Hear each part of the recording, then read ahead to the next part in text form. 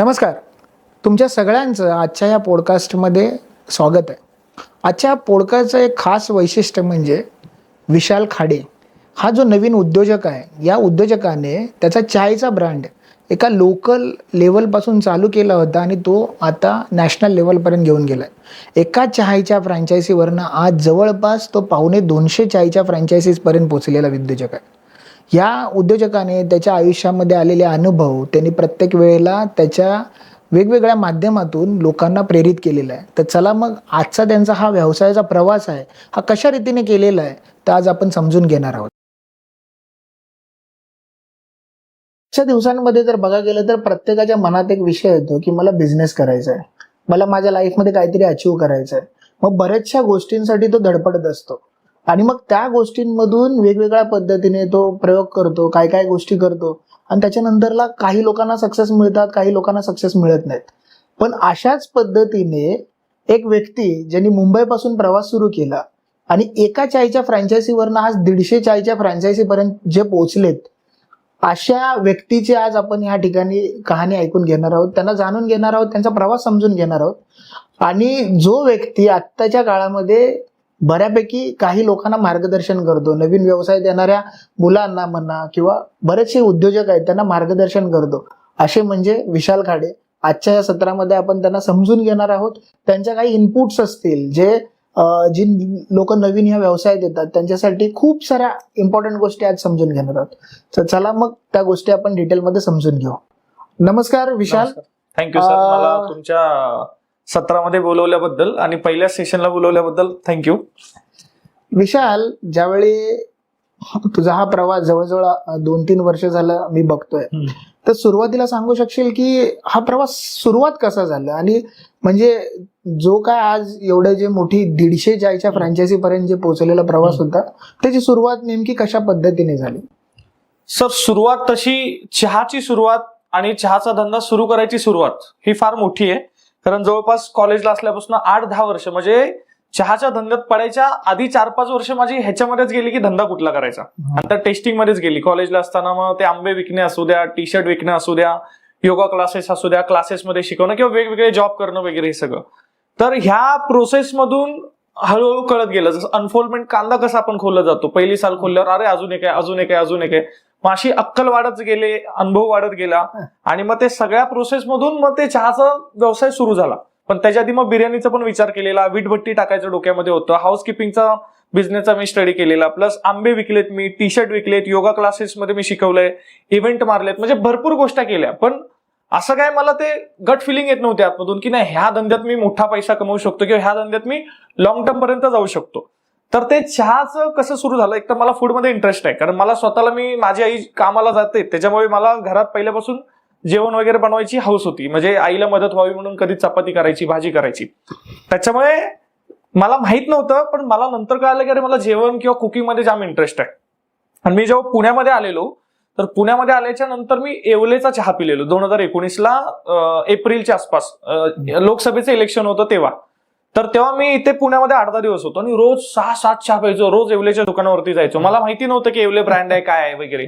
आणि ते जे शाखा मालक होते त्यांच्याशी ओळख झाली. आता रोज येतोय पोरगा चहा पितोय आणि आपला स्वभाव बोलका असल्यामुळे आपली ओळख झाली चांगली. तर मी त्यांना नंतर विचारलं की साहेब मला पण टाकायचं आहे, तर तुम्ही तुमचा मसाला द्याल का? तर ते म्हणले देऊ, पण मी पण फ्रँचायझी घेतले, तुम्हाला येवलेकडून घ्यायला लागेल. मग तेव्हा मला आयुष्यात फर्स्ट टाइम कळालं की चहाची फ्रँचायझी पण असते. आता हे काय माझ्या डोक्यातली आयडिया नाहीये की असं करायचंय वगैरे. इन्स्पिरेशन येवले, मी अजून त्यांना भेटलेलं नाहीये किंवा असं काय कधी बोलणं झालंय काय नाही, पण माझ्यासाठी एक म्हणतात की देवाने पाठवलेला माणूस मी म्हणू शकतो. कारण त्यांच्याकडे बघून त्यांच्या आयडिया घेऊन माझं आता घर चालतंय, त्याच्यामुळे नेहमी मी ग्रेटफुल असेल. तर ते म्हणजे ते मनामध्ये आहे की कधीतरी त्यांना मी जाऊन मी बोलणार आहे की थँक्यू, मला बोलायचं आयुष्यामध्ये एकदा. तर मी त्यांच्याकडे चहा वगैरे प्यायचो, पण त्यांनी मी नंतर जेव्हा इन्क्वायरी केली तर त्यांनी मला सांगितलं की 10 लाख रुपये लागणार फ्रँचायझीला. म्हटलं बाई जर माझ्याकडे 10 लाख रुपये आहेत, तेव्हा माझ्याकडे 50,000 पण नव्हते. तर म्हटलं जर माझ्याकडे 10 लाख रुपये असते तर मी थोडी ना चहाचं सुरू केलं असतं. मग मी नंतर विचार केला आणि वेगवेगळ्या गोष्टी एक्सपेरिमेंट वगैरे केल्या आणि सगळ्याच मी तुम्हाला आता सांगणार नाही की चहाची चव वगैरे कशी झाली. पण नंतर मग माझा अनुभव होता, मला माहिती होतं कुठे वगैरे चालेल आणि ऑलरेडी 5-6 वेगवेगळे छोटे छोटे धंदे केलेले, ते फेल झालेले, त्यातले जे एक्सपिरियन्स मला आलेला, ते इन्साइट्स मला माहित होते, त्याच्या जीवावरती मी पहिलं दुकान टाकलं आणि तिकडून मग बस सुरू झालंय सगळं. आता ज्या पद्धतीने तू आता मला सांगितलंस की वेगवेगळे बिझनेसेस केले, त्याच्यामध्ये काही मध्ये फेल्युअर आलं, काही शिकवण भेटली, म्हणजे हा चायची जो काही बिझनेस सुरू केला हा तुझा पहिला व्यवसाय होता. नाही. पण मग ह्या सगळ्या काही वेगवेगळे जे बिझनेस ट्राय केले त्याच्यातून अनुभव शिकायला मिळाला का? येस नाही, माझं तर तुम्हाला सांगतो स्पष्ट म्हणणं आहे, जर तुम्हाला पैशाने श्रीमंत व्हायचं असेल ना, तर आधी तुम्हाला अनुभवाने श्रीमंत व्हावं लागणार. जेवढे तुमचे एक्सपिरियन्स वाईज तुम्ही रीच होणार ना, तुमच्यासाठी पैसे फार इझी होतं. कारण हे जे इन्साइट्स असतात ना, आता मी माझ्या वयाची मुलं बघितलेली आहेत, 28-29 वर्षाची आहेत, दुकानाचं भाडं जे कमी करायचं असतं ना, ते त्यांना निगोशिएट नाही करतायत. मी गेलो तर 16,000 भाडं असेल तर मी 10 पासून सुरुवात करतो, 8 पासून सुरुवात करतो. ह्यांना समोरच्यानी 16 सांगितले की अरे 14 कसं बोलू, 15,500 बोलतो. एवढा ते एक्सपिरियन्स नसल्यामुळे ते मागे. म्हणजे ते फक्त निगोशिएशनच्या गोष्टीमध्येच नाही, प्रत्येक गोष्टीमध्ये एक्सपिरियन्स जो येतो ना कामाला, मग त्याच्यामुळे पुढची जर्नी अजून सोपी होत जाते.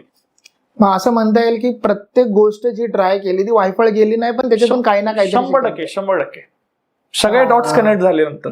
मग बऱ्याच वेळेला लोकांना असं वाटतं की मी आतापर्यंत लाईफमध्ये एक व्यवसाय करतो, तो चांगला नाही झाला, मग दुसरा करतो, तिसरा करतो, आणि कुठे ना कुठेतरी जाऊन एक असं मनाला खंत वाटते की बाबा अरे एवढे केलं आता सक्सेस नाही मिळाला. अशा लोकांना काय सांगू शकत? नाही सर, ते मी स्वतः पण फेस केलं. एक पॉईंट असं होतं की मला स्वतःला लुजर वाटत होतं, कारण मी अभ्यासात हुशार असताना पण मी कॉमर्स घेतली. म्हणजे मी समोरून माझ्या अकॅडमिक करिअरवरती लात मारल्यासारखं आहे. नाहीतर मी जेव्हा बघितलं की माझ्याच कॉलेजमधले माझ्यापेक्षा म्हणजे अभ्यासामध्ये कमी असणारी लोक माझ्यापेक्षा चांगलं पॅकेज घेतात, आणि मी एक सेलचा जॉब करत होतो 30,000 आणि माझा एक मित्र आहे जो 1 लाख रुपये महिन्याला कमवत होता आणि आरामामध्ये, मला डोक्याला ताप असायचा. त्या पॉईंटला मला पण वाटलं ही जी मी धडपड केली मागच्या 3-4 वर्षामध्ये, मी एवढी पुस्तकं वाचली, एवढं युट्यूब बघितलं, लोकांना भेटलो, एवढं सगळं म्हणजे असं वाटलं याची काय व्हॅल्यू नाहीये. मला स्वतःला लुजर वाटत होतं त्या पॉईंटला. पण मग त्याच्यासाठी तुम्हाला एखादं तरी छोटंसं यश लागतंच ह्याच्यातून बाहेर काढायला. म्हणजे तुम्हाला महिन्याला लाख रुपये कमवायची गरज नाही, धंदा करा, 5,000 जरी आले, पण ते छोटी अचिव्हमेंट पण तुम्हाला ते कॉन्फिडन्स देणार. ह्यालाच अनुषंगाने एक विचारतो की जसं सुरुवातीच्या काळात जसं तुमचं कॉलेज झालं, कॉलेज झाल्यानंतरला सुरुवातीला बिझनेस करावा हेच का डोक्यात आलं? म्हणजे असं का नाही वाटलं की आपण जॉब करायला पाहिजे आणि तो एक सेक्युअर्ड असू शकतो, मग बिझनेसमध्ये अप्स अँड डाऊन्स येतात, मग हा विचार कधी का आला नाही?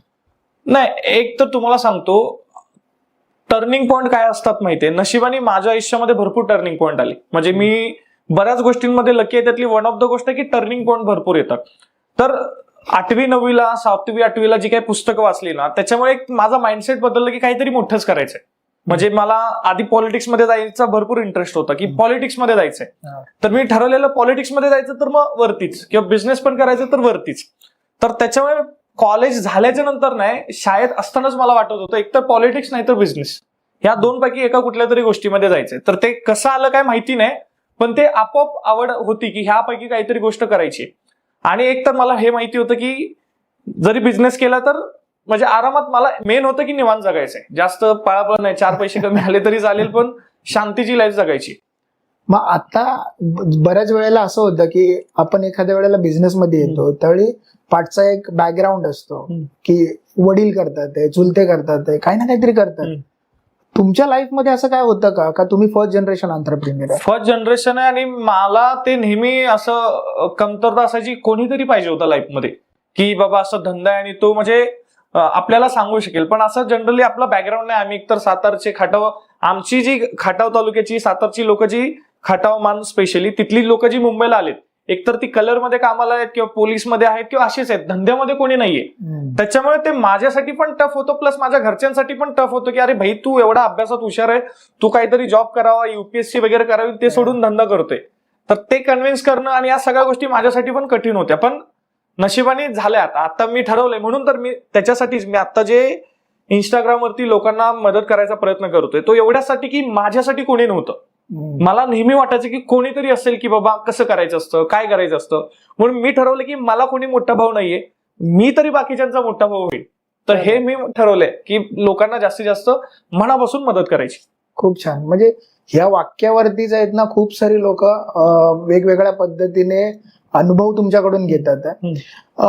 एक विचारायचं होतं की या सगळ्यामध्ये ज्यावेळी सुरुवातीला या बिझनेसमध्ये उतरला त्यावेळी प्रत्येकाला एक बॅकग्राऊंड सपोर्ट लागतो, फॅमिलीचा सपोर्ट लागतो किंवा कोणत्याही अशा व्यक्तीचा एक सपोर्ट लागतो. मग मित्र असतील, तर तुमच्या या सुरुवातीच्या जर्नीमध्ये तुम्हाला सपोर्ट केलेली व्यक्ती कोण आहे किंवा कशा पद्धतीने तुम्हाला फॅमिलीचा सपोर्ट मिळाला असं? फॅमिलीचा तर सपोर्ट होता. एक तर माझे आई वडील दोघंही, त्यांना माहिती नाही की बाबा मी काय करतोय काय नाही वगैरे, पण अजून पण त्यांना काय माहिती नाही बाबा नवीन काय प्रोजेक्ट करतोय वगैरे, त्यांना विश्वास होता. ते एक माझं नशीब चांगलं होतं की आईला आणि वडिलांना दोघांना पूर्ण विश्वास होता माझ्यावर, की म्हणजे त्या बाबतीत. आणि दुसरं म्हणाल सपोर्टचं, तर मला माहिती होतं कॉलेजला असल्यापासूनच की भविष्यामध्ये आपल्याला पैशाची गरज लागू शकते धंदा करायला, आणि मला माहितीये बाबा माझ्या घरची काय सिच्युएशन आहे, त्याच्यामुळे मी सपोर्टची गरज पडायलाच नको. त्याच्यामुळे मी कॉलेजला असल्यापासून जॉब वगैरे करायचो, योगा टीचर होतो, क्लासेसमध्ये शिकवायचो. मी म्हटलं ना आंबे विकायचो, ह्यातनं पैसे मी बनवलेत. लॉस माझ्या कुठल्याच धंद्यामध्ये नव्हता झाला आतापर्यंत, एकाही धंद्यामध्ये माझा लॉस नाही झाला. फक्त पैसे बनायचे, फक्त छोटा पैसा बनायचा, मोठा नव्हता बनत. मग ते पैसे करत करत करत मी जेव्हा दुकान टाकलं तेव्हा ऑलरेडी माझ्याकडे 2 लाख होते. माझ्या घरात माहित पण नव्हतं की माझ्याकडे 2 लाख रुपये मी ठेवले. आणि मी तोपर्यंत असं होतं की मी स्वतः पण नाही खर्च केली. म्हणजे ते कॉलेजची लाईफ असते ना, असं वाटायचं की बाबा खर्च करावं काय करावं, पण नाही, म्हटलं आपल्याला हे पैसे पुढे जाऊन कामाला येणार आहेत. मग तेच पैसे मला कामाला आले. त्याच्यामुळे मला सपोर्टची गरज पडलेली. मी आता ते मला एक्सपिरियन्स तसे शेअर नाहीत करायचे कारण माझे एवढे चांगले नाहीयेत, पण ते असा काही सपोर्ट मला मिळाला नाही, पण त्याची एवढी गरज पण नाही पडली. आणि नशिबाने एक चांगली काय गोष्ट झाली, जेव्हा आपलं यश येतं, जेव्हा आपल्याकडे पैसे येतात ना, तेव्हा तुम्हाला माणसं ओळखायला नाही जमत. म्हणजे मला तर नाही कळत, तुम्हाला तेव्हाच माणसं कळणार जेव्हा तुमच्यावरती वाईट काळ आलाय आणि तुम्ही टेस्ट करता काहीतरी मागून. आणि खरा मित्र, मला असं वाटतं खरा मित्र तोच जो तुमच्या मदतीत तुमच्यासोबत उभा असतो. आणि तेव्हा मी 1-2 असे एक्सपिरियन्स आले मला, ते मला नाहीच शेअर करायचे बिलकुल, पण ते काय सपोर्ट वगैरे भेटला नाही, पण त्यांनी माझे डोळेच खुलले की नाही भाई, की कसं नाही व्हायचं मला तेव्हा कळालं, की कसा मित्र नाही व्हायचं हे मला तेव्हा कळालं. मग आता बरेच लोक एखाद दुसरा व्यवसाय ट्राय करतात, त्यांना अपयश येतं, आणि त्याचबरोबर काही लोकांना फॅमिलीमधून सपोर्ट भेटत नाही. अशा लोकांना तुम्ही काय सांगू शकाल या ठिकाणी? बघा, मी तुम्हाला तेच सांगतो, फॅमिलीतून सपोर्ट भेटेल नाही भेटेल, आता मला उद्या सांगा की तुम्हाला मनापासून वाटतं की देवाने तुमच्याकडे काहीतरी दिले आणि तुम्ही 10 लोकांना, आता समजा पुढे एक विहीर आहे, विहिरीत माणसं 10 मुलं पडलेले आहेत आणि तुम्हाला माहिती तुम्ही याला एकट्यालाच पोहायला येते की तुम्हीच त्या 10 मुलांना वाचवू शकता. आता तुम्ही घरच्यांना म्हणणार द्या ना परमिशन, जातो द्या ना परमिशन. तुम्हाला माहिती जर तुमच्या हातून मोठं काम होऊ शकतं ना, सपोर्टची गरजच नाही, तुम्ही ते करायला पाहिजे. मला कळत नाही की एवढं कमजोर, म्हणजे माझा असं माइंडसेट आहे की एवढं कमजोर नसावं. सपोर्ट असू दे नसू दे, जे तुम्हाला करायचंय ते तुम्ही केलंच पाहिजे. म्हणजे एक प्रकारे असं म्हणताय की जर मनातून इच्छा असेल तर सगळं काही आपल्याला होतं. एवढं असं भरपूर लोक आहेत ना की बाबा घरातली भांडून बाहेर पडले आणि मोठी झालेली आहेत, कारण तुम्ही घरच्यांना कन्व्हिन्स करण्यामध्ये तुमची भरपूर एनर्जी जाणार. कारण आपलं कसं असतं, आपले आई वडील जे आहेत ना, पहिल्यापासून त्यांनी वाचून वाचून वाचून खाल्लेलं आहे. भाजी ते टोचून टोचून टोचून भाजी, म्हणजे आपल्याकडे पद्धत अशी आहे की बाबा चपातीचा तुकडा घ्यायचा, भाजीला लावायचं, फक्त भाजी घ्यायची नाही, लावायचं आणि खायचा. अशा माइंडसेटमध्ये त्यांचं आयुष्य गेलंय. त्यांनी बघितलेलंच नाही मोठा पैसा, त्यांनी बघितलेलंच नाही की धंद्यातून किती मोठ्या गोष्टी होऊ शकतात. मग त्यांना कन्व्हिन्स करण्यापेक्षा तुम्ही डायरेक्ट तुमचं तुम्ही डोकं लावून केलेलं, मला तर असं वाटतं, म्हणजे मी तेच ठरवलं, आपल्याला कन्व्हिन्स नाही करत बसायचं, तुमच्या ऍक्शन मधून ते कन्व्हिन्स झाले पाहिजेत, बोलण्यातून कन्व्हिन्स व्हायची गरज नाही पडली पाहिजे. बरोबर. तुम्ही ज्यावेळी ही फ्रँचायझी चालू केली किंवा हा जो व्यवसाय चालू केला, तर सुरुवातीच्या काळामध्ये तुम्हाला अशा कोणत्या अडचणींना तोंड द्यावं लागलं? म्हणजे सुरुवातीला बऱ्याच वेळेला होतं ना की खूप साऱ्या प्रॉब्लेम्स येतात, नेमका धंदा कसा करायचा, कशा पद्धतीने जायचा, तर सगळ्यात मोठं बिगेस्ट चॅलेंज असं काय होतं तुमच्या लाईफमध्ये? बिगेस्ट चॅलेंज काय होतं माहितीये, सुरुवातीला जेव्हा मी धंदा टाकला ना, मी घाबरत भरपूर होतो आणि घाबरायचो, ओव्हर थिंकिंग करायचो. म्हणजे मी तुम्हाला सांगतो, मी वडाळ्यामध्ये दुकान टाकलं, सगळा मुस्लिम एरिया तिकडे. आता मी दुकान एवढं टाकलं कारण मी त्या वडाळा विधानसभेचं काम करायचो सेल्सचं, तर मला तो पूर्ण वडाळा माहिती होता, तर मला माहिती होतं इथे धंदा होणार आहे. पण तो एरिया थोडा मराठी एरिया नसल्यामुळे थोडंसं वाटतं ना की बाबा नवीन ठिकाणी जाऊन कसं करायचं, माणसं गुंड असले काय असले, मारामारी व्हायची. दुकानाच्या ओपनिंगच्या आदल्या दिवशी बोर्ड लावायचं काम चाललेलं, तिकडे एक टॅक्सीवाला आणि तो असं मावाली टाइपच, आणि तो बोला भाई तुम्हारी दुकान है क्या? बोला हाँ भाई होने वाली. तर देखो भाई अगर चाय अच्छी नहीं लगी ना, मैं कप वही के वही फोड दूंगा. तर मी म्हटलं भाई अशा प्रकारची लोक आहेत, म्हटलं उद्या मी कसं करू. आणि ते सुरू झालं. आणि म्हणजे आणि छोट्या छोट्या गोष्टींना मी लगेच घाबरायचो. मग सुरुवातीला धंदाच बसत नव्हता, टाइम लागतो ना. आता मला माहिती नाही की बाबा पहिल्या दिवसापासूनच माझ्या डोक्यात काय होतं, पहिल्या दिवशीपासून आपल्या एवढा एवढा धंदा होणार, पण लोकांना बाहेर काढायला टाइम लागतो. मग ते झोप नाही लागायची, अरे बाबा कसं होणार, काय होणार, एकतर आपण एवढी मोठी रिस्क घेतली. तर सगळ्यात मोठं चॅलेंज होतं की माझा माइंडसेट मला तो त्या प्रेशरमध्ये स्टेबल ठेवायचा आहे. आता ते चॅलेंज आहे. आता पुढे काही आलं तरी आता असा माइंडसेट झालंय, ते लोकमान्य टिळकांचं वाक्य आहे ना की म्हणजे किती संकट आली, आभाळ जरी कोसळलं तर त्याच्यावर पाय ठेवून उभा राहील. आता तो वाला माइंडसेट आहे.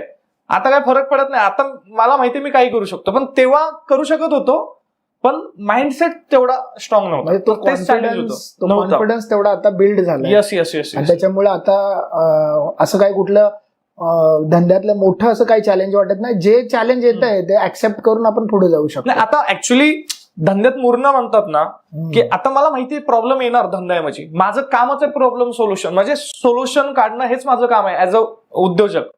तेव्हा असं वाटायचं अरे रोज नवीन प्रॉब्लेम. म्हणजे माझा धंदा चालू झाला तोपर्यंत बाजूचे चहावाले होते, त्यांनी रेट डायरेक्ट उतरवला. 8 रुपयाला चहा विकायची डायरेक्ट 5 रुपयाला विकायला लागले. आता मग ते तसं झालं की मी लगेच घाबरलो. बरोबर. त्याच्यानंतर भाडं जात नव्हतं, किंवा लॉकडाऊन मध्ये जो माझा मालक होता तो बोलायचा नाही नाही मला भाडं पाहिजे नाही तर खाली कर, पूर्ण भाडं पाहिजे नाही तर खाली कर. तो काय समजून घेत नव्हता. मग अशा छोट्या छोट्या गोष्टीमध्ये जाम एन्झायटी व्हायची, म्हणजे झोप नाही लागायची, टेन्शन यायची. आता घरी आपण असल्या गोष्टी सांगू नाही शकत, कारण आपलं टेन्शन आपण घरी नाही द्यायला पाहिजे. पण ह्या गोष्टी आता झाल्या, आता काय फरक नाही पडत आहे. कारण आता मला माहितीये की आता मी केलेलं आहे ना, मी ते सांगतोय ना की तुम्हाला थोडंसं अचिव्हमेंट लागते तुम्हाला कॉन्फिडन्स द्यायला, तो माइंडसेट बनायला. आता माइंडसेट बनलाय. म्हणजे असं म्हणायला लागेल की एकदा जर तुम्ही पाण्यात उडी मारली तर पोहायला हळूहळू तरी काय ना येतं, अशाच पद्धतीने. तेच म्हणजे पोहायच्या आधीच पाण्याची भीती वाटते. पोहायला लागल्यावर तुम्ही कुठल्याही विहिरीत जावं, पाणी तर कसले जाड पाणी असू द्या, पातळ पाणी असू द्या, मिठाचं असू द्या, कसलेही असू द्या, फक्त समुद्र नसावा. जसं जसं हा उद्योग वाढत गेला तुमचा, आज बघता बघता खूप राज्यांमध्ये हा पसारा वाढलाय, तर ह्याचं मेन कारण काय होतं? म्हणजे बऱ्याच वेळेला बिझनेस येतात, मार्केटमध्ये येतात आणि त्याच्यानंतर ते काही एक सर्टन टाइमापुरतच मर्यादित असतात, पण तुमचा हा पसारा वाढला त्याच्या मागचं प्रमुख कारण काय? ऍक्च्युली मी तुम्हाला सांगतो, हा पसारा माझ्या दृष्टीने बघाल तर जेवढा वाढायला पाहिजे होता तेवढा मी नाही वाढवला. म्हणजे हे जिथे 150 दिसतात तिथे मे बी 1000 पण असत्या, जर मी जेन्युइनली खरं प्रामाणिकपणे केलं असतं तर. कारण मला माहितीये की ही लोकांमध्ये गरज आहे. बाबा माझ्याकडे जी टेस्ट आहे, माझी जी चव आहे, मला माहितीये ह्या चवीवरती माझ्या दुकानात लोक एक एक माणूस 8-8, 10-10 चहा पिणारी अशी माणसं आहेत जी बाबा 20-20 किलोमीटर वरती राहायला असतात, पण रिक्षाने मुद्दाहून भाडं माझ्या इथलं घेतात की नाही बाबा मग त्या नादानी चहा प्यायला मिळेल. मग मला माहितीये की ही चव जर देशभरात पोहोचली ना तर हजारो दुकानं सुरू होती. पण एक असतं ना की तर आपण आलोय एकदम कमी पैशातून आणि अचानक जरा चांगले पैसे आले की आपण पोट भरतं, मग ते सॅटिस्फॅक्शन येतं. मग ती एक मध्ये लेवल आली 1-1.5 वर्ष, मग त्या टाइमपास करणं, रुबाबात राहणं, नवीन नवीन पैसा आलेला, तर तो त्याच्यामध्येच गेलं. ते मला वाटलं बस झालं एवढी जर्नी. तर पण आता काय आलंय की आता आपल्याला हे वाढवायचंय. असं म्हटलं जातं की आज जर जगामध्ये पाण्यानंतर सगळ्यात जास्त पेय पिणारं जातं ते म्हणजे चायचं पेय. बरोबर आहे. तर मार्केट, मग हे मार्केट किती मोठं मार्केट आहे, किंवा या मार्केटमध्ये अजून काय काय संधी उपलब्ध आहेत, तुम्हाला काय वाटतं या संदर्भात? सर मार्केट अनलिमिटेड आहे. कारण आता तुम्ही समुद्राला मोजणार कसं, अशा लेवलचं मार्केट आहे. पण मला असं वाटतं की जर एखाद्याने ठरवलं की मला जर उद्या 1000 दुकानं खोलायची तर तो खोलू शकतो. फक्त ह्याच्यामध्ये इश्यू काय माहितीये की आता जे मार्केटमध्ये ब्रँड आहेत, भरपूर ब्रँड आहेत, महाराष्ट्रामध्ये पण भरपूर आहेत. तुमचा उद्देश जेन्युइन असला पाहिजे. लोकांचा म्हणजे भोळेपणाचा वगैरे भरपूर गैरफायदा पण फ्रँचायझीमध्ये होतो. लोक सांगतात, म्हणजे त्यांना माहितीये लोकांना काय पाहिजे, लोकांना असा कुठला तर व्यवसाय पाहिजे त्याच्यातून चांगले पैसे येतील. मग त्यांना सांगायचं नाही तुम्ही आमची घेतली तर गॅरंटेड तुमचा धंदा होणार. मग असं जर केलं ना तर माझ्या उद्या 10,000 पण होतील. पण आपल्याला जेन्युइनलीच करायची आहे, तर त्याच्यामुळे हे आहे. पण मार्केट खूप मोठं आहे. म्हणजे एक प्रकारे म्हणायला गेलं तर आपण जो काही धंदा करतो त्यात हॉनेस्टी लेवल असली पाहिजे, इमानदारपणा असला पाहिजे. त्याचबरोबर समोर ज्याला आपण फ्रँचायझी देतो त्याच्या घर चालत आहे त्या गोष्टीवरती, तर त्याचा तो खरंच त्या अर्थाने फायदा झाला पाहिजे. बरोबर आहे. जर तुम्हाला लॉंग टर्मला राहायचे तर तुम्हाला खरं राहिल्याशिवाय तुम्ही राहू शकत नाही. बरं, मग आता जसं तुम्ही बोलला की बरेचसे ब्रँड्स आज महाराष्ट्रामध्ये काम करतात आहे, हे कॉम्पिटिटर्स म्हणून तुम्हाला आहे. मग ह्या कॉम्पिटिटर्स कडे तुम्ही कशा पद्धतीने बघताय? म्हणजे उद्या त्यांच्यातून काही चॅलेंजेस येतात, रेट डाऊन आलेत किंवा एखादे क्वालिटी आले किंवा काही आलं, तर तुम्ही त्या लोकांना कशा पद्धतीने बघताय ह्या कॉम्पिटिशनला? सगळ्यात मोठं ऍक्च्युली चॅलेंज काय होतं माहितीये, कॉम्पिटिशन मध्ये जेव्हा जेन्युइन प्लेअर असतात ना तेव्हा मजा येते धंदा करायला. पण काही प्लेअर असे असतात, जसं फ्रँचायझीच्या बिझनेसमध्ये आहेत, की काही फ्रँचायझीवाले असे त्यांनी एवढं खराब करून टाकलंय की लोकांना बिना चवीच्या पण त्यांनी फ्रँचायझी विकलेल्या आहेत आणि त्यांची दुकानं बंद झालीत ना, मग त्याच्यामुळे आम्हाला पण लोकांचा ट्रस्ट जिंकणं फार कठीण होतं. म्हणजे एखादा समजा ग्रुप आहे, त्या ग्रुपमधली 4 लोक जर चोरी करणार आहेत आणि जे चांगले आपले स्वतःच्या कष्टावर स्वतःच आपलं घर भागवतात, त्यांना पण लोकांना काय वाटतं, हे त्यांचेच ग्रुप मधले म्हणजे हे पण चोरच असतील. तर हे सगळ्यात मोठं चॅलेंज आता झालंय. जसं आता तुम्ही नॅशनल लेवलला जर बघाल तर MBA वाला तुम्हाला माहिती असेल, त्यांनी लोकांकडून 15-15, 20-20 लाख रुपये घेतले की तुमचा महिन्याला फिक्स एवढा धंदा होईल, तेवढा धंदा होईल. मी जेव्हा हिंदीचं पेज पण सुरू केलं तर हिंदीमध्ये लोक म्हणायचे, ये देखो दुसरा MBA वाला. माझ्यासाठी पण तेच चॅलेंज होतं की लोकांना सांगायला की नाही, सगळे सेम नसतात. तर ते ऍक्च्युली सगळ्यात मोठं चॅलेंज आहे. अदरवाईज जर बाकी कोणी जेन्युअनली जर कोणी करत असेल ना, तर ते माझ्यासाठी अजून चांगलं आहे. कारण जेव्हा कॉम्पिटिशन असतं ना, तर मजा येते धंदा करायला. म्हणजे मला खेळ वाटतो मग, कारण तुम्हाला माहिती आहे, अरे त्यांनी केलं, आता तुम्हाला हे करायचंय, त्यांनी हे प्रोडक्ट काढलं, मग तुम्हाला हे करायचंय, तर मग मजा येते. कारण कॉम्पिटिशन तुम्हाला अजून ग्रो करतं. जर कॉम्पिटिशन नसेल ना, तर तुमची ग्रोथ नाही होत. तुम्ही असं शिकत नाही, धंदा म्हणजे वाढवत नाही. त्यामध्ये ज्यावेळी एखादा उद्योजक किंवा एखादा व्यक्ती त्याच्या डोक्यात येतं की मला एक उद्योग करायचा आहे आणि मग तो अशा चायच्या व्यवसायाकडे वळतो, तर ह्या चायच्या व्यवसायामध्ये तो एक फ्रँचायझी तुमची घेईल किंवा काय करेल, तर ह्या चायच्या व्यवसायामध्ये तो ऍव्हरेज कशा पद्धतीने त्याची लाईफ जगू शकतो किंवा एक चांगली लाईफस्टाईल तो जगू शकतो का? बघा कसं आहे माहितीये, चहाच्या धंद्यामध्ये आता माझी जी दुकान आहेत ना, आपल्याकडे असे पण ब्रँचवाले आहेत जे महिन्याला हार्डली 25-30 हजार रुपये कमवतात. सगळेच लाख, 1.5 लाख रुपये कमवतात असे नाहीत. आणि अशा पण ब्रँचेस आहेत ज्या महिन्याला 2.25 लाख, 2 लाख रुपये, 1.5 लाख रुपये पण कमवतात, सगळा खर्च जाऊन. आता हे सगळं प्रोजेक्ट चव तर सेमच आहे. जो माझ्या ज्या ब्रँचला जो 25-30 हजार रुपये कमवतोय आणि जो 2 लाख रुपये कमवतोय, चव तर सेमच आहे, ब्रँड तर सेम आहे, नाव पण सेम आहे. मग सगळ्या ठिकाणचा इन्कम सेम नसतो. मग बऱ्याचदा तुमचं लोकेशन कसं आहे, त्या शाखा मालकाची स्वतःची भूक किती आहे, या सगळ्या गोष्टींवरती डिपेंड असतो. तर त्याच्यामुळे लाईफस्टाईल शेवटी तुमच्यावरती. मी तुम्हाला एक साधन दिलंय, मी तुम्हाला एक असं मॉडेल दिलंय की ज्याचा सक्सेस रेट खूप चांगला आहे, पण त्याच्यातून किती पैसा कमवायचा तुमच्यावरती. आता समजा तीच माझी भूक आहे, समजा मीच कोणाची तरी फ्रँचायझी घेतली असते आणि मला जर महिन्याला 5 लाख रुपये कमवायचे, मी पहिलं दुकान टाकलं, मला कळलं की ह्या दुकानात मी 50 हजार कमवतोय, मग माझा पहिला थॉट पाहिजे की जर मला 5 लाख करायचे तर ह्या दुकानात ऍटलीस्ट मला इन्कम वाढवावं लागेल किंवा मला अजून दुकानं चालवावी लागतील. तर शेवटी समोरच्याची भूक किती आहे त्याच्यावरती. आणि मी बघितलं ना, माझ्याकडे आता काही एक ब्रँचवाला आहे, 22व्या वर्षी त्यांनी ब्रँच घेतलेली, त्यांनी आता 2 ब्रँच घेतल्या, त्याची 2 दुकानं चालू आहेत. त्याच्या व्यतिरिक्त स्वतःचं हॉटेल पण खोललंय नाश्त्याचं, गाडी पण घेतली, गाडी घेतली आणि ती भाड्यानं पण दिली. म्हणजे आता त्याची भूक आहे. त्यांनी जेव्हा सुरुवात केलेली एका दुकानातून त्याला 80-90 हजार यायची, पण आता त्याने अजून एक दुकान घेतलं, रेस्टॉरंट पण घेतलंय, गाडी घेतली आणि ती पण टुरिस्टला लावले. आता तो खूप चांगलं करतोय. चहा कसा आहे, चहा तुम्हाला सुरुवातीला एक स्टेज देतोय पैसे कमवायला, पण चहातनं तुम्ही सुरुवात करू शकता. म्हणजे इन जनरली बनाय गेलं तर असं पण म्हणता येईल ना की एखादा व्यवसाय किंवा एखादा उद्योग हा तुम्हाला फक्त सजेस्ट केला जातो आणि त्याच्यात त्या पोटेन्शियल पण असतं, पण त्याच्यात जास्तीत जास्त पोटेन्शियल तुम्ही कसं युटिलाइज करता. बरोबर. तुम्ही तुमचे काय काय सोर्सेस वापरता, तुमचे स्किल काय आहे, तुम्ही त्याला अपग्रेड करण्यासाठी किती प्रयत्न करताय. जसं काही पॉडकास्टमध्ये मी ऐकलंय की बरीच लोक ज्यावेळी सुरुवातीपासून करतात हे सगळं, इनिशियल लेवलला खूप सारे चॅलेंजेस असतात. एकदा तो धंदा किंवा एखादा तो बिझनेस सेट झाला की त्याच्या पुढे मग तुम्हाला मग प्रॉस्पेरिटी लाईफ मध्ये येते. तर त्याच पद्धतीने हा चायचा पण व्यवसाय असू शकतो. ह्या सगळ्या व्यवसायामध्ये एक समजून घ्यायचं आहे की ह्याची इन्व्हेस्टमेंट कॉस्ट काय असते आणि एखादा सर्वसामान्य माणूस हा अफोर्ड करू शकतो का. समजा एखाद्या वेळेला त्याची फ्रँचायझी घेतल्यानंतरला ते जर चाललं नाही तर किती नुकसान मॅक्झिमम होऊ शकतं, किंवा चाललं तर त्याच्यामध्ये काय काय बेनिफिट्स त्याला भेटू शकतात. बघा आता ह्याच्यामध्ये तुम्हाला सांगतो, मी जेव्हा मार्केटमध्ये एंट्री केली ना, तर तेव्हा असं होतं की कमीत कमी तुमच्याकडे 10-15 लाख रुपये पाहिजे, तेव्हाच तुम्ही चहाचं दुकान सुरू करू शकता. आणि मग मी ठरवलं की मी चॅलेंज घेतलं की जर तुमच्या चहामध्ये दम आहे ना, तर तुम्ही आहे तेवढ्या पैशात पण दुकान सुरू करू शकता. मी चॅलेंज घेतलं, म्हटलं मला हे सिद्ध करायचे, माझी दुकानं तशी असली पाहिजेत, माझे मित्र कोणी टाकतायत, भाव कोणी टाकतायत, तर त्यांना म्हटलं तुम्हाला मी कमी पैशात सुरू करून देणार. कारण माझी एक चांगली सवय काय नशिबाने की मला जर तुम्ही एखादा धंदा दिला ना, 8 दिवसात मी फाडून टाकू शकतो. मला जास्ती म्हणजे अभ्यासात घुसायला, डीप मध्ये घुसायला, मार्केटमध्ये जाऊन लोकांकडून माहिती काढायला, धंद्याचा अभ्यास करायला, हे सगळं माझ्या येते करायला. तर त्याच्यामुळे मी पण ते मला कळालं की चहाच्या धंद्यातले की फॅक्टर्स काय आहेत मला माहिती आहेत चांगले.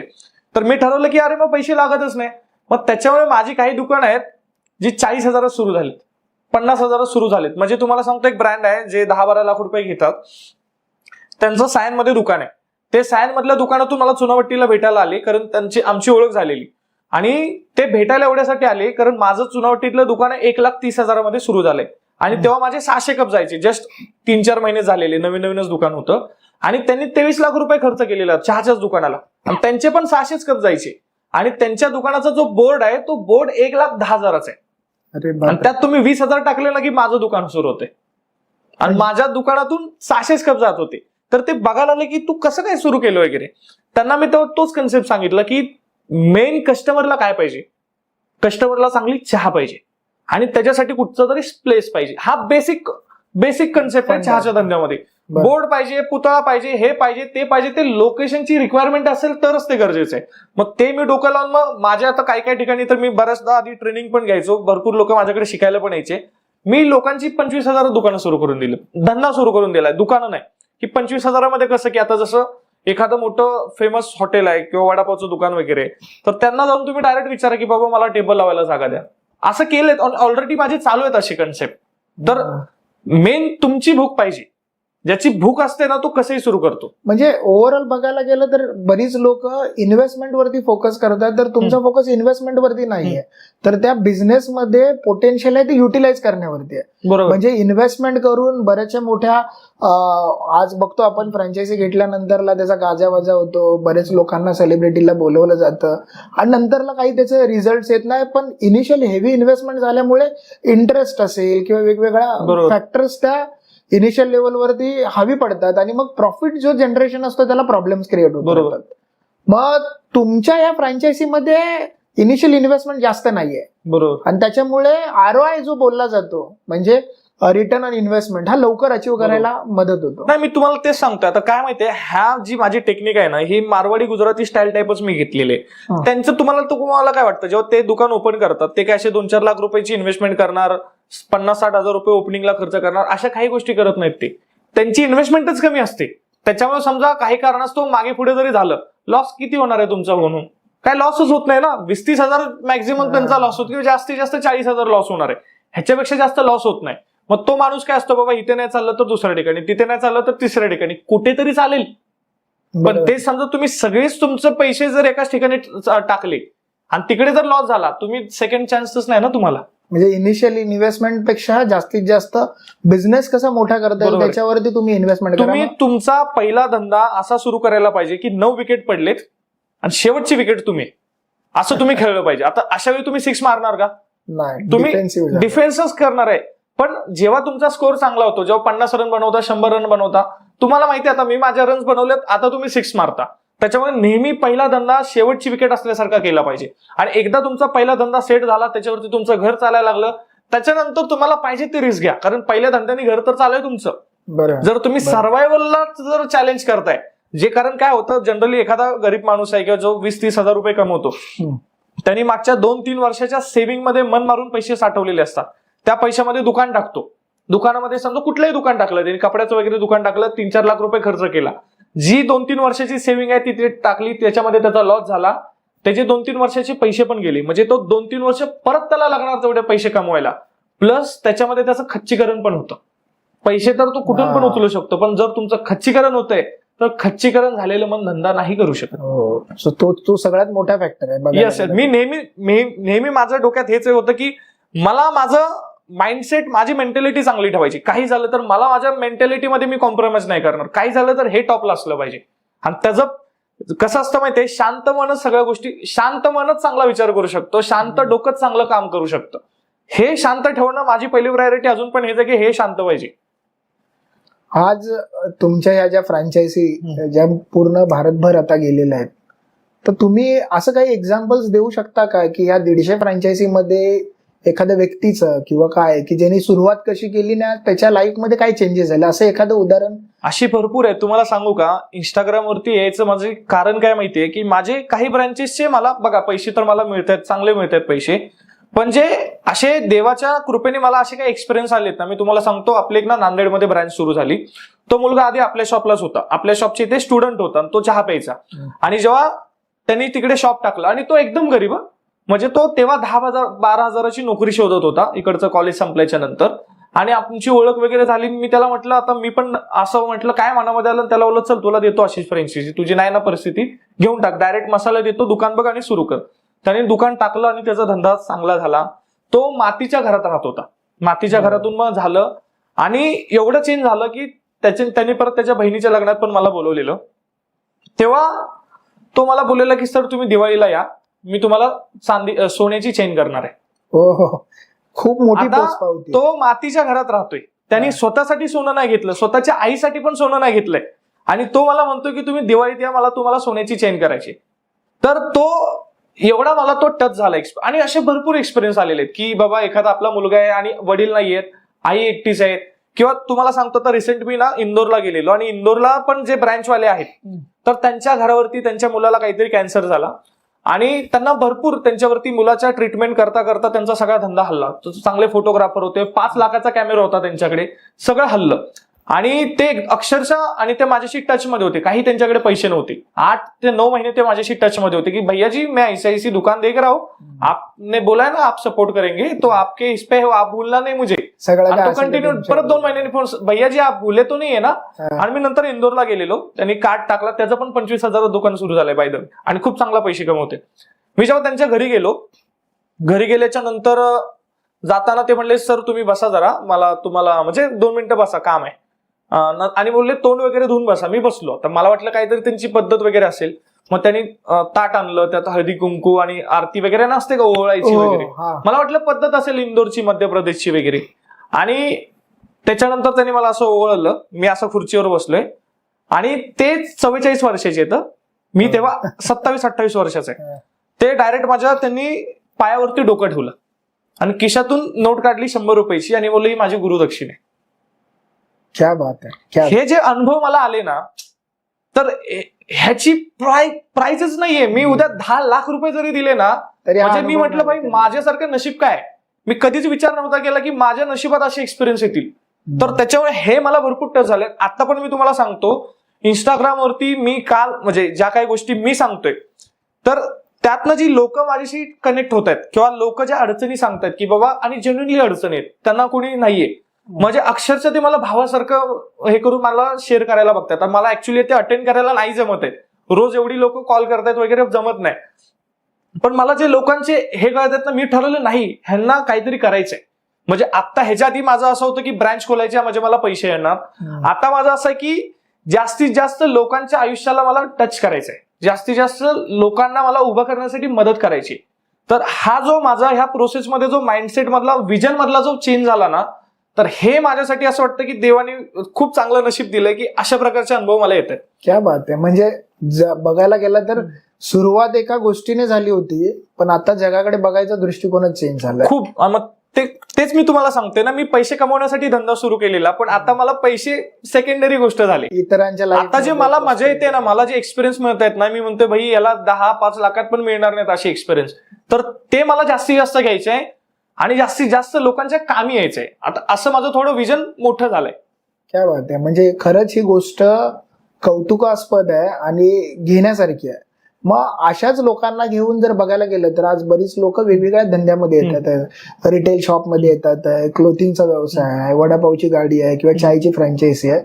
तर हा बिझनेस करत असताना अशा कोणत्या गोष्टी आपल्याला काळजी घ्यायची गरज आहे किंवा कुठल्या पॅरामीटर्स वरती काम करायची गरज आहे जेणेकरून हा पुढे जाऊन चुकायचे चान्सेस कमी आहेत, त्याच्याबद्दल काय सांगू शकता? बघा, आता मी तुम्हाला सांगतो. आता समजा तुम्हाला आता रोड बांधायचा आहे, ठीक आहे. तर आता तुम्ही ठरवलं मला उद्यापासून रोड बांधायचं, तुम्ही काय डायरेक्ट रोड बांधायला घेणार का? तुम्ही अशा लोकांना भेटणार ज्यांनी ऑलरेडी हायवे बांधले किंवा ऍटलिस्ट रोड बांधले, किंवा जे रोड बांधतायत तिकडे जाऊन तुम्ही बघणार की कसे बांधतायत, किती कामगार आहेत, कुठून मटेरियल घेत आहेत, काय घेत आहेत. जेव्हा तुम्ही ह्या सगळ्या गोष्टी बघणार ना, तुमची जर्नी सोपी होणार. आता अडचण काय होते माहितीये, लोक धंद्याचं डोक्यात येतं. म्हणजे आता समजा एखादा माणूस आहे, त्यांनी कुठेतरी गेला, पिझ्झा खाल्ला, आले मला पिझ्झा आवडला, चल मी पिझ्झाचं टाकतो. असा धंदा नाही होत की आवडलं म्हणून करायचं, असं नाही होत. तुम्हाला बघावं लागतं की ते ऑलरेडी जी लोक करतायत त्यांच्या आयुष्यामध्ये काय चाललंय, ते काय फेस करतायत. त्याच्यामुळे आधी ती आयडिया क्रॉस चेक करणं, आधी ती लोक जी करतायत त्यांना बघणं, हे फार महत्वाचं आहे. त्याला टेस्टिंग एक प्रकारे टेस्टिंग केलंच पाहिजे. आयडियाच्या प्रेमात नाही पडलं पाहिजे. जो बिझनेस करायचा त्याच्या आधी नसतं प्रेमात पडायचं. नाहीतर गेम होतो. बरं, ह्याच अनुषंगाने बघायला गेलं तर आता एखादा उद्योग चालू करताना वेगवेगळे सेक्टर्स असतात किंवा वेगवेगळे डिपार्टमेंट असतात. सेल्स असेल, मार्केटिंग असेल, ऑपरेशन असेल. तर ह्या सगळ्यांमध्ये एका नवीन उद्योजकाने कोणत्या जास्त डिपार्टमेंटवरती जास्त फोकस करणं गरजेचं असं काय वाटतं तुम्हाला, किंवा ह्या सगळ्या डिपार्टमेंटला कशा पद्धतीने वेटेज दिलं पाहिजे?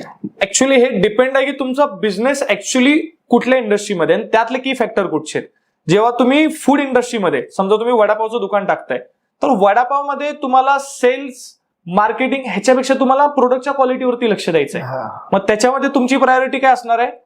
मार्केटिंग, आपलं हे प्रोडक्ट असणार आहे. ते समजा तुम्ही कपड्याचं दुकान टाकताय, कपड्याच्या दुकानामध्ये प्रोडक्ट सोबत तुम्हाला प्रोडक्टची ऑप्शन्स भरपूर पाहिजे, डिस्प्ले भरपूर पाहिजे. मग तिकडे तुमचं डिस्प्लेवरती क्वांटिटीवरती लक्ष असलं पाहिजे. तो समजा तुमचा धंदा, आता समजा रिअल एस्टेटमध्ये तुम्ही एजंट आहे, रिअल एस्टेटमध्ये तुम्हाला सेल्सवरती जास्त फोकस पाहिजे. तुमच्याकडे डेटा तुम्हाला 7 ठिकाणावरून मिळेल, पण त्यांना कॉल करून त्यांना भेटायला, सर साईट व्हिजिट करा, हे करा, ते करा. तुमचा कसं असतं, प्रत्येक बिझनेस म्हणजे एक दरवाजा आहे पकडा, ठीक आहे. वेगवेगळ्या प्रत्येक दरवाजाची चावी वेगळी असते. तुम्हाला कळायला पाहिजे की ह्या दरवाजाची चावी कुठची. एखाद्या दरवाजाची चावी सेल्स असू शकते, एखाद्या दरवाजाची चावी मार्केटिंग असू शकते, एखाद्या दरवाजाची चावी नेटवर्किंग असू शकते, एखाद्या दरवाजाची चावी प्रोडक्टची क्वालिटी असू शकते. आता ती दरवाजा कुठचा आहे त्या हिशोबाने चावी, म्हणजे माझं असं मत आहे. म्हणजे ते वेगवेगळ्या पद्धतीने ते टेस्ट केलं पाहिजे, त्या क्षेत्रात असलेल्या व्यक्तींचे अनुभव घ्यायला पाहिजे, त्यांच्याकडून एक्सपिरियन्स घेतला पाहिजे आणि नंतरच त्या उद्योगात उतरलं पाहिजे, जेणेकरून त्या उद्योगामध्ये चुकायचे चान्सेस किंवा चूक होण्याचे चान्सेस खूप कमी आहे. हे सगळं वाढवत असताना सगळ्यात मोठी गोष्ट येते फायनान्स. आज डे टू डे ऍक्टिव्हिटीज मध्ये बरीच लोक फायनान्सला घेऊन खूप चिंतित असतात की अरे माझ्याकडे पैसा नाहीये म्हणून मी हे करू शकत नाही. बऱ्याच वेळेला असं वाटतं की अरे मी तर आता एखादा धंदा चालू करायचा तर मला पहिला चांगलं डेकोरेट केलं पाहिजे, मला काही वेगळ्या पद्धतीने करा, आणि त्याच्यासाठी लागतो तो पैसा. मग तुमच्या मते कोणताही धंदा करत असताना पैसा किती वेटेज आहे आणि त्याला कितपत आपण प्राधान्य दिलं पाहिजे, की तो येत नाही तोपर्यंत थांबलं पाहिजे, की आपली जर्नी चालू ठेवली पाहिजे? बघा, मला असं वाटतं माहितीये, पैसे 100% मॅटर करतात, पण पैसे नाही येत म्हणून जे थांबतात ना, म्हणजे हे असं झालं की खाईन तर तुपाशी, नाही तर उपाशी. मग उपाशीच मरणार तुम्ही. जे आहे ते आधी खाल्लं पाहिजे. आधी कसं आहे माहितीये, आता तुम्हाला मी गाडी चालवायला दिली आणि तुम्ही ठरवलं की नाही मी डायरेक्ट 80-90च्या स्पीडलाच गाडी चालवणार, असं नाही होत. डायरेक्ट तुम्ही 4थ्या गिअरला नाही चालवू शकत, तुम्हाला आधी हळूहळू चालवायला लागते. त्याच्यामुळे धंदा पण करायचा आहे. तुम्हाला माहितीये बाबा, तुमचा जो मेन बिझनेस आहे, जसं माझा चहा मेन बिझनेस नाहीये, मला वेगळे 1-2 बिझनेस करायचे आहेत. पण मी काय ठरवलंय बाबा, चहातनं माझा ऍटलीस्ट घर चालेल ना, 2 वर्ष उशिरा सुरू करेन. किंवा बरीच लोक जी म्हणतात ना की बाबा माझ्याकडे पैसेच नाहीयेत, मग मी धंदा कसा सुरू करू. माझ्याकडे आता सुरतचा मुलगा भेटायला आलेला आणि त्यांनी मला 8-9 महिन्यापूर्वी कॉन्टॅक्ट केलेला आणि फोनवरनच बोलणं झालं. तो मला डायरेक्ट भेटायला आला नोव्हेंबरमध्ये, फेब्रुवारीमध्ये कॉन्टॅक्ट केलेला. डायरेक्ट 9 महिन्यांनी भेटायला आला आणि बोलला की सर मी आता जागा वगैरे बघितले, जस्ट तुम्हाला भेटायचं होतं. आणि मग मी म्हटलं की अच्छा. आणि त्यांनी मला तेव्हा काय सांगितलं की सर मी मागच्या 9-10 महिन्यापासून तुमची व्हिडिओ बघितल्यापासून मी एका चहाच्या दुकानात कामाला आहे, कारण मला चहाचा धंदा करायचा आहे आणि तिकडे मला फक्त 8,000 रुपये पगार आहे. 8,000 वाला पोरगा जर धंदा टाकू शकतो म्हणजे विचार करा. आता हे जी लोक म्हणतात ना की बाबा माझ्याकडे पैसे नाही, सुरू करायचं नाही, त्या मुलांनी 8,000 पगारामधले 2-3 हजार स्वतःवरती केले, 5-5 हजार साठवून जवळपास त्यांनी 50-1,000 साठवले, 50,000मध्ये दुकान सुरू पण केलं. आणि काही लोक अजून वर्ष काय 4-4 वर्ष सेम रडत असतात, पैसेच नाहीत. म्हणजे पैसा हा मेन फॅक्टर नाही, इम्पॉर्टंट फॅक्टर आहे पण मेन फॅक्टर नाही. त्याच्यामुळे कुठे अडून राहण्याची गरज. मेन फॅक्टर आहे ऍक्शन घेणं. ऍक्शन, जो ऍक्शन घेत राहतो ना तेव्हा पैसे येत जातात. कसं आहे माहितीये, पैसा लक्ष्मी आहे. लक्ष्मी म्हणजे कसं आहे माहितीये, लक्ष्मी जो पळत असतो, जो धडपडत असतो ना, त्याला कशी मिळते. जो मेहनती आहे ना, तो गप्प बसणार नाही, त्यांनी दगड उचलली, कसलंही काम केलं त्याला पैसे येणार आहेत. धडपड जिथे असते ना तिथेच लक्ष्मी येते. म्हणजे सतत आयुष्यामध्ये एवढंच डोक्यात असलं पाहिजे की मला काहीतरी वेगळं करायचं आहे. मग ते ज्यावेळी आपल्या डोक्यात येतं तसं हळूहळू एक फॅक्टर सुटेबल होत राहतात आणि ते भेटत जातं. बरोबर. आता तुम्ही हे एवढ्या सगळ्या फ्रँचायझी तुम्ही हँडल करताय, त्याचबरोबर हा पसारा आता डे बाय डे बेसिस वरती वाढत चाललाय. हे सगळ्याला तुम्ही कसं ऑपरेट करता किंवा ऑपरेशन मॉडेल तुमचं कसं असतं? आणि म्हणजे आता तुमच्या याच्यामध्ये प्रोडक्ट सप्लाय करण्यापासून फीज असतील किंवा सगळं जे काही गोष्टी आहे, हे कशा पद्धतीने तुम्ही हँडल करता? सिस्टम लावल्यावरती सगळं होतं आणि तुमच्यावरती डिपेंड नाही असल्या पाहिजेत गोष्टी. तुमच्याकडे जे माणसं आहेत त्यांना ट्रेनिंग देऊन, त्यांचा रिव्ह्यू घेऊन त्यांना चांगलं बनवणं आणि त्यांच्या थ्रू सगळं काम होणं. म्हणजे माझा जो कन्सेप्ट आहे ना बिझनेसचा, जनरली आता मी जेवढ्या काही बऱ्याच मोठ्या लोकांना भेटले त्यांच्या दृष्टीने जर तुम्ही बघायला गेला, त्यांच्याकडे पैसा भरपूर आहे, मॅनपॉवर पण भरपूर आहे, पण ते असेच बिझनेस बघतात ज्याच्यामध्ये सिस्टम लागू शकते. कारण सिस्टमच तुम्हाला मोठा पैसा बनवून देते. जर तिथे जर तुम्ही स्वतः इन्व्हॉल्व आहे तर तो बिझनेसच नाहीये. त्याच्यामुळे मी पण जेव्हा हे बघतोय ना, तर माझं पहिल्यापासून फोकस आहे सिस्टम. म्हणजे सिस्टम बनवणं हेच माझं आता सध्या काम आहे. मेन मुळात म्हणणं आहे की एखादा बिझनेस हा सिस्टम ओरिएंटेड असला पाहिजे, पर्सन ओरिएंटेड. यस, 100%. ज्यावेळी पर्सन ओरिएंटेड येतो त्यावेळी तो एका लेवलमध्ये अडकला जातो, पण सिस्टम ओरिएंटेड येतो त्यावेळी तो मोठ्या स्टार्टिंगला चालू शकेल. जेव्हा तुम्हाला ऑप्शन नाहीये, जेव्हा तुमच्याकडे काहीच नाही खायला, तर तेव्हा तुम्ही तुपाची नाही अपेक्षा केली पाहिजे. तुम्ही भाकरी आहे ती पाण्यात बुडवून पण खाल्ली पाहिजे. पण जेव्हा तुमच्याकडे आता बाबा ऑप्शन्स आहेत, मग तेव्हा मग तुम्ही सिस्टम वगैरे ह्या गोष्टीचा अभ्यास करायला पाहिजे. जसं आता माझ्याकडे भरपूर अपॉर्च्युनिटी येतात बिझनेसच्या, पण आता मी असेच बिझनेस बघतो की ज्यात माझी जास्त इन्व्हॉल्वमेंट नाही व्हायला पाहिजे. कारण माझा जो चहाचा जो बिझनेस आहे ना, तो मी पैशापेक्षा ना जास्त माझ्याशी अटॅच आहे. कारण त्यांनी मला तारलेलं आहे, त्यांनी माझं सगळं लाईफस्टाईल चेंज केली. भविष्यामध्ये माझ्या आयुष्यात असे पण बिझनेस येतील जे ह्याच्यापेक्षा 10 पटीने पैसे कमवून देतील. पण हा बिझनेस वेगळा आहे म्हणून मी ह्याच्यात पर्सनली वेळ देतोय. पण बाकी सगळ्या बिझनेस तेच मी निवडणार ज्यात सिस्टम आहे. अदरवाईज मला 10 लाख रुपये जरी महिन्याला भेटत असतील तरी मी त्यात इंटरेस्टेड नाही. आत्ताच्या काळामध्ये एक नवीन ट्रेंड मार्केटमध्ये यायला लागला, किंवा जी मार्केटची रिक्वायरमेंट आहे ते म्हणजे एसएमई आयपीओ. म्हणजे आज सुरुवातीला आपल्याला हेच माहिती होतं की मोठ्याच कंपन्या जाऊन मार्केटमध्ये लिस्ट होतात, बरोबर, आणि एक मोठा कॅपिटल मिळवून ते आपल्या उद्योगामध्ये लावून त्याच्यातून जो येणारा पैसा आहे तो आपल्या ऍज अ डिव्हिडंड म्हणून लोकांना देतात. बरोबर आहे. पण आता जेव्हापासून एसएमई आयपीओ जे आणलेलं आहे, आणि आता गव्हर्नमेंट पण त्याला बऱ्यापैकी त्याला प्रमोट करते, तर तुमचा काय असा विचार चालू आहे का येणाऱ्या भविष्यामध्ये की तुम्हालाही आयपीओ मध्ये सबस्क्राईब केलं पाहिजे किंवा तुमची कंपनी त्या लेवलला घेऊन गेलं पाहिजे? आधी मला वाटलंच नव्हतं की मी एखादी माझी कंपनी आयपीओ मध्ये असू शकते. पण जेव्हापासून मला कळालं आणि तुमच्या थ्रूच मला कळालं की एसएमई मध्ये पण आता आयपीओ निघू शकतो आणि त्याला फक्त 15-20 कोटीचा टर्न ओव्हर असलं तरी पण ते पॉसिबल आहे. तर आता माझ्या डोक्यात टूप पेटली, एक तरी कंपनी मला बनवायची आहे पुढच्या 4 ते 5 वर्षात जी आयपीओ पर्यंत जाऊ शकते. आता माझ्याकडे मला माहिती नाही कसं बनेल, पण आता ऍटलीस्ट माझी इच्छा तर अशी झाली की आयपीओ मध्ये जायचंय. त्या बात आहे. ओव्हरऑल आजचं हे जे सगळं डिस्कशन झालं ह्याच्यातून तुम्ही जो यंग एंटरप्रेन्युअर आहे, जो नवीन उद्योगामध्ये जातोय, नवीन व्यवसायामध्ये जातोय, ह्याला काही मोजके काही टिप्स देऊ शकता का की अशा पद्धतीने जर तू केलंस तर चांगली तुझी जर्नी लवकर सोपी होईल अशी? बघा, आता ऍक्च्युली आता हे बघतंय कोण त्याच्यावरती, हे समजा कोणी कॉलेजचा मुलगा बघत असेल तर माझं म्हणणं आता असं आहे की सगळ्यात जास्त तुम्ही फोकस स्वतःवरती करायला पाहिजे. स्वतःला चांगलं बनवणं, फिजिकली, मेंटली, इमोशनली, इंटेलेक्च्युअल लेवलला प्रत्येक गोष्टीवरती स्वतःवरती काम करणं गरजेचं आहे जर तुम्ही कॉलेजमध्ये. पण ते समजा तुम्ही तुमचं वय समजा आता 22-23 वर्ष आहे, तुम्ही जॉब करताय, आता तुमच्या फॅमिलीला तुमच्याकडून जबाबदारी आहे, तर अशा वेळी तुम्ही ऍक्शन घेणं, छोटी असू देत मोठी असू देत, पण 2 प्रकार असतात, 2 प्रकारच्या ऍक्शन्स असतात लाईफमध्ये. एक असतं सिमेट्रिक रिझल्ट्स वाली आणि एक असते असिमेट्रिक रिझल्ट्स वाली. सिमेट्रिक रिझल्ट्स म्हणजे काय असतं की तुम्ही एक्स केलं आणि वाय आलं, ह्याला म्हणतात की ठराविक रिझल्टच आहे तुम्हाला. आणि काही अशा ऍक्शन्स असतात त्याच्यामध्ये अनलिमिटेड रिझल्ट असतो. जसं आता समजा मी एका मुलीला भेटलो, ठीक आहे, त्याच्यानंतर अरे आमचं चांगलं बॉन्डिंग झालं आणि आमचं रिलेशन सुरू झालं, नंतर लग्न झालं, मुलं बाळ झाली, आम्ही 72 पर्यंत एकत्र काढलं. मला माहित होतं की एवढा मोठा अनलिमिटेड रिझल्ट मिळेल. तर अशा भरपूर गोष्टी असतात. जसं आता मी समजा इन्स्टाचा पेज सुरू केलं, मी जस्ट सुरू केला, तर मला माहिती नाही ना की पुढे किती ग्रोथ आहे.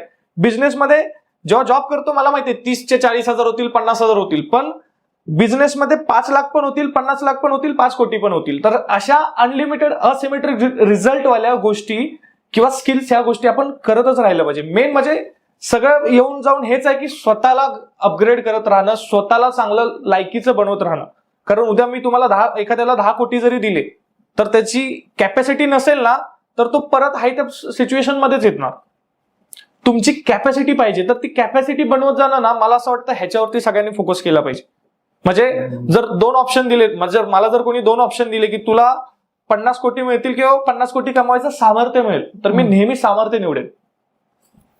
क्या बात आहे. म्हणजे कुठे ना कुठेतरी जे भेटतंय, बऱ्याच लोकांना वारसा हक्काने काहीतरी बरंच भेटतं, पण ती लोक एवढी मोठी झालेली नाहीत. सांगायचं हेच आहे की जो मेहनत करतो, धडपड करतो, तर त्याच्यासाठी sky is the limit. Yes.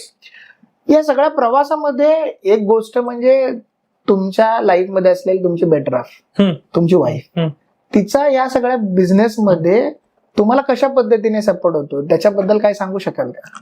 बघा, सगळ्यात मोठा सपोर्ट काय माहितीये, ज्यांची लग्न झाली असतील त्यांना कळेल की तुम्हाला तुमच्या वाईफ कडून जे शांती मिळते ना, कारण जो धंद्यामध्ये आहे ना त्याला माहितीये, धंद्यामध्ये आहेत आणि तुम्ही घरी आला आणि घरी आला आणि बघितलं तुम्ही भले बाहेर चांगले पैसे कमवलेत, चांगली डील झाली, घरी आला आणि बघितलं बायकोचं तोंड पडले, तुमचं मूडच नाही होणार. म्हटणार यार एवढी झक मारते आणि हे नेहमी असंच आहे. पण त्याच्यामुळे, आणि हे तुमच्या बायकोला पण माहित असलं पाहिजे, जेव्हा मी बिझनेस करतोय एक चांगली गोष्ट की तिने माझं विजन म्हणजे आमच्या दोघांचं सेम विजन असल्यासारखं प्रत्येक वेळी सपोर्ट घेतला, कधी कुठल्या गोष्टीचा स्ट्रेस नाहीये. आणि जेव्हा माझ्याकडे पैसे पण नव्हते आणि आतापर्यंत अजून, आता मी पैसे महागातले कपडे घेतो, मी महागातल्या गोष्टी घेतो, पण अजून तिला होत नाही. मी तिला म्हणतो अगं घे पैसे, खर्च कर, अजून तिला होत नाही. तर म्हणजे ते न मागणं, तुझ्यासोबत झोपडीत पण राहीन असा कॉन्फिडन्स देणं, ह्या गोष्टीमुळे ना मग माणसाला मग काम करायला मजा येते. त्याच्यामुळे ते म्हणतात ना, ती लक्ष्मी काय आहे तुमची, एवढ्यासाठी आहे ना ती. आता बघा, तिच्या येण्यामुळे माझी ग्रोथ डायरेक्ट 10 पटीने वाढली, कारण ती पण तशी आहे, खूप मोठा रोल प्ले करतात. कारण आणि आपण पण लक्ष्मीसारखं ट्रीट करायला पाहिजे. ते म्हणतात ना की तुमची ग्रोथ कशी होणार ना, हे तुमच्या घरातली जी स्त्री आहे ती किती प्रसन्न आहे ना त्याच्यावरती डिपेंड आहे. आता तुम्हाला सांगतो, माझा एक भाऊ आहे, आत्ते भाऊ, आणि तो फार मोठा आहे. म्हणजे आता त्याच्याकडे फोर्ड आहे, फॉर्च्युनर आहे, मर्सिडीज आहे आणि फार कमी वयामध्ये. आता मी जेव्हा त्याच्याकडे बघतो आणि वहिनींना बघतो, दादाची बायको आहे त्यांना बघतो, त्या फुल राणीसारख्या राहतात, एकदम वाघिणीसारख्या राहतात. नंतर मला पहिलं वाटायचं अरे दादाचं नशीब चांगलं आहे, दादाचं नशीब चांगलं आहे. नंतर मला कळालं की त्याची बायको तेवढी चांगली. कळालं का? लक्ष्मी जर तुमची असेल ना तशी लक्ष्मी, कारण ती एवढी खुश आहे, ती एवढी प्रसन्न आहे, तुमची ग्रोथ होणारच आहे त्याच्या. आणि बायकांची ऍक्च्युली ही ना, मुलीची पण जबाबदारी असते की आपला पार्टनर आहे, आपल्याला दिसतंय की बाबा तो धडपडतोय ना, तर त्याला विश्वास देणं, त्याला ते हे करणं की बाबा तूच माझा आहेस, मला तुझ्यावरती पूर्ण विश्वास आहे, त्याला हिरो सारखं फिलिंग देणं, हे फार महत्वाचं असतं आणि ह्याने फार फरक पडतो. म्हणजे आज जर बघायला गेलं तर आपला हा पॉडकास्ट जो आहे हा फक्त जेंट्सच बघतात असं नाही, बॉईजच बघतात असं नाही, तर बऱ्याचशा मुली आहेत किंवा स्त्रिया आहेत, तर त्यांनी त्यांच्या लाईफ मध्ये चालू असताना त्यांच्या हस्बंडला सपोर्ट केल्यानंतर त्या फॅमिलीचा एक फायनान्शियल जो गोल असतो तो लवकर अचीव्ह होतो असं म्हणता येईल. बरोबर. मग कसं आहे माहितीये, ज्या स्ट्रेंथ वाईज जर तुम्ही बघायला गेला ना, पुरुषांकडे ना फिजिकल स्ट्रेंथ महिलांपेक्षा जास्त आहे आणि महिलांकडे ना इमोशनल स्ट्रेंथ जास्त आहे. मग आता फिजिकली स्त्रीचं प्रोटेक्शन कोण करतो? पुरुष करतो. मग पुरुषच्या इमोशनचं, पुरुषच्या मेंटॅलिटीचं प्रोटेक्शन स्त्रीच करू शकते. त्याच्यामुळे बघा, कधी पण नवऱ्याची शांती बायकोच्या हातातच असते. क्या बात आहे. जनरली या सगळ्या गोष्टी खरंच ही खूप नवीन गोष्ट होती की आज समजायला लागलंय की चला तुमचं एक बिझनेस लाईफ तर चालूच आहे किंवा हा जो बिझनेस मधला प्रवास चालूच आहे, त्याचबरोबर घरातली फॅमिलीचा सपोर्ट आणि पीस ऑफ माइंड किती असला पाहिजे तो सगळा ह्या सगळ्या गोष्टींवरती ठरतो. आपण आता याच्यानंतरला आहे ना काही रॅपिड फायर क्वेश्चन घेणार आहोत. त्या संदर्भामध्ये तुम्हाला काही क्वेश्चन विचारणार जे तुमच्यासाठी नवीन असतील कदाचित. सगळ्यात पहिलं, चहा की कॉफी? चहा लक्ष्मी आहे माझी. तुमच्या फ्रँचायझी मधला किंवा तुमच्या ज्या बिझनेस मधला सगळ्यात चांगला चाय कुठला, म्हणजे साखरेचा का गुळाचा? ऍक्च्युली मला साखरेमध्ये आपल्याकडे 2 चहा आहेत आणि गुळामध्ये 1 चहा आहे. तर मला पर्सनली साखरेतला इलायची आवडतो, पण महाराष्ट्रामध्ये सगळ्यात जास्त ट्रेंडिंगला गुळाचा आहे आणि महाराष्ट्राच्या बाहेर साखरेचा आहे. 3 शब्दात सांगायचं गेलं तर तुमच्या ब्रँडचं वर्णन करा. Authentic, genuine and smart. Business चालू करत असताना सगळ्यात पहिली चूक काय असेल किंवा ती चूक रेक्टिफाय कशी काय पद्धतीने केली?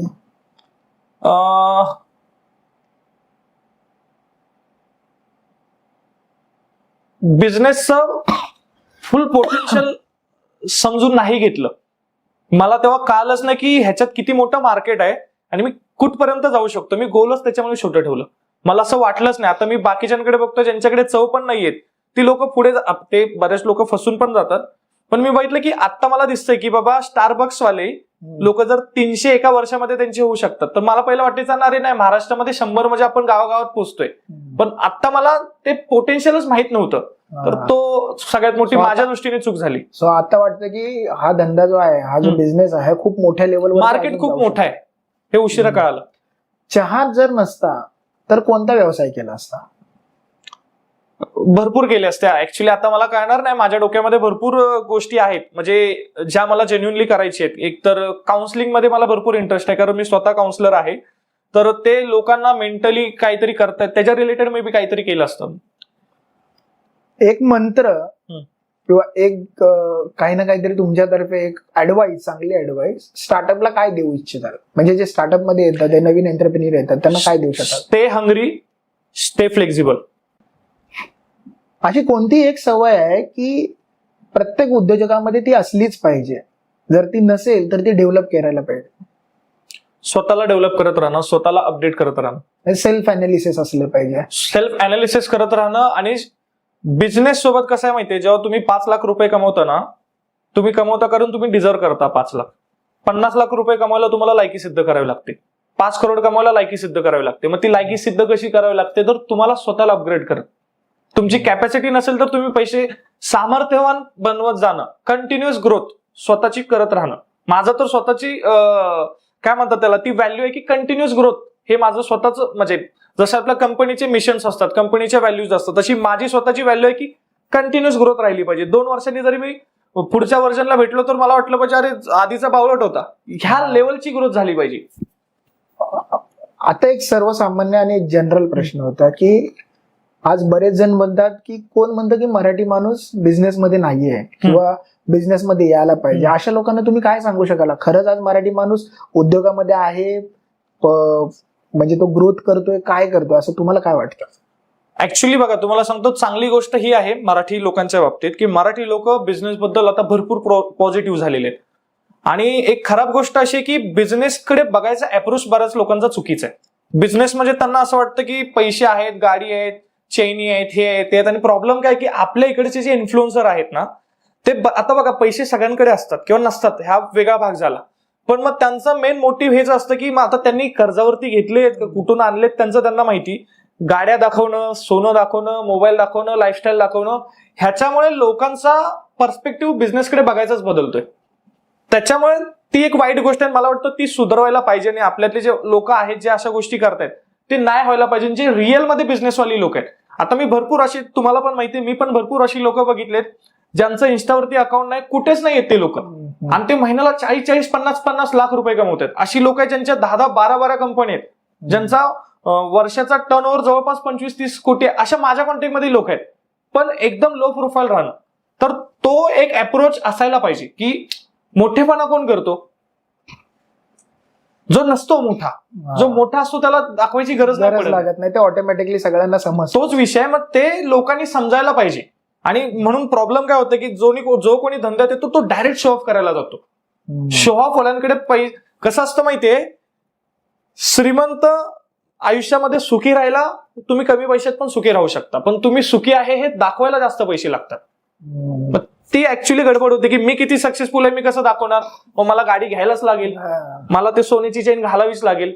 मग ह्याच्यामुळे जो गरीब पोरगा आहे मग त्याला वाटतं की नाही असंच करायचंय, मग तो थोडंसं चुकते. म्हणजे इन शॉर्ट बघायला गेलं तर त्यांचा बघण्याचा दृष्टिकोन बिझनेस कडचा तो चेंज झाला पाहिजे. जो रिअल मध्ये बिझनेस आहे आणि जो वाटतोय ह्याच्यामध्ये खूप गॅप पडत चाललाय आणि वाढत चाललाय. तो जर चेंज झाला तर अजून चांगल्या पद्धतीने करतायत. बरोबर. धन्यवाद विशालजी, या ठिकाणी तुम्ही आलात आणि बऱ्याचशा तुमच्या इन्साइट्स मिळाल्या. त्याच्यामुळे बराचसा जो युथ आहे त्यांच्या मनात असलेले बरेचसे प्रश्न या ठिकाणी सॉल्व्ह झालेत. तर त्याबद्दल तुमचं या सगळ्या व्ह्युअर्स कडून सगळ्यात अगोदर धन्यवाद. सो अशाच एका नोटवरती मी तुम्हाला सांगू इच्छितो की कोण म्हणतं की मराठी माणूस धंदा करत नाही. फक्त एवढंच आहे की हे जे मराठी माणसं बिझनेस करतात तो फक्त लोकांपर्यंत पोहोचत नाही. त्याच्यामुळे अशाच एका नवीन पॉडकास्टमध्ये आपण लवकरच भेटू, एका नवीन उद्योजकाबरोबर, एका नवीन मराठी माणसाबरोबर. धन्यवाद.